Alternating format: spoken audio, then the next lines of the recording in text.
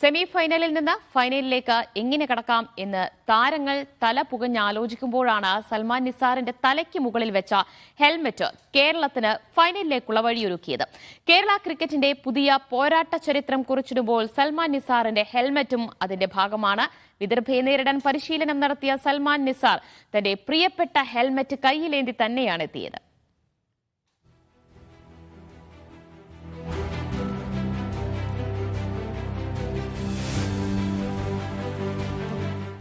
എൻ്റെ ഇടം കൈയിലിരിക്കുന്നത് കേരളത്തിൻ്റെ ഹൃദയം ഒരു നിമിഷ നേരത്തേക്ക് സ്തംഭിപ്പിച്ച ഹെൽമറ്റാണ്.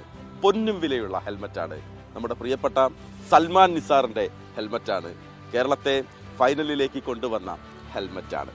നമുക്കറിയാം, ആ നിമിഷം ഒരു തവണ കൂടി ഓർത്തെടുത്താൽ നഗസ്വാല ആദിത്യ സർവാത്തയെ കൂറ്റനടിക്ക് ശ്രമിച്ച് നേരെ സൽമാൻ നിസാറിൻ്റെ തലയിലുള്ള ഹെൽമറ്റിൻ്റെ ഈ ഭാഗത്ത്, ഏതാണ്ട് കേരള ക്രിക്കറ്റിന്റെ ലോഗോ പതിച്ച ഈ ഭാഗത്ത് തട്ടി നേരെ നായകൻ സച്ചിൻ ബേബിയുടെ കൈകളിലേക്ക് ആ പന്ത് വന്നു.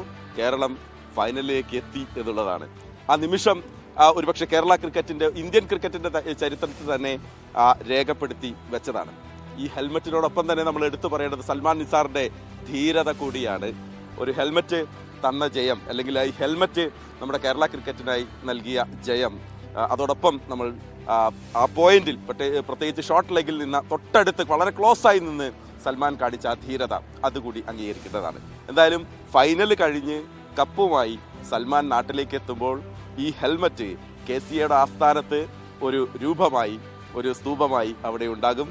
നമ്മുടെ കേരള ക്രിക്കറ്റിന്റെ എക്കാലത്തെയും ഒരു ചരിത്ര ശേഷിപ്പായി, ആവേശം നൽകുന്ന ഒരു ശേഷിപ്പായി KCAയുടെ ആസ്ഥാനത്തുണ്ടാകും.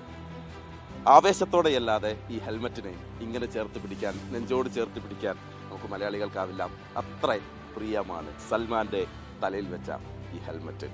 നാഗ്പൂരിൽ ഇന്ന് മത്സരം തുടങ്ങുകയാണ്. എന്തായാലും ഫൈനൽ കഴിയട്ടെ, കപ്പുമായി വരട്ടെ. ഹെൽമറ്റ് KCA ആസ്ഥാനത്ത് എന്നും നമുക്ക് ആവേശമായി നിലകൊള്ളട്ടെ. ബിപിൻ ജെയിംസിനൊപ്പം മഹേഷ് പോലൂർ, മീഡിയ.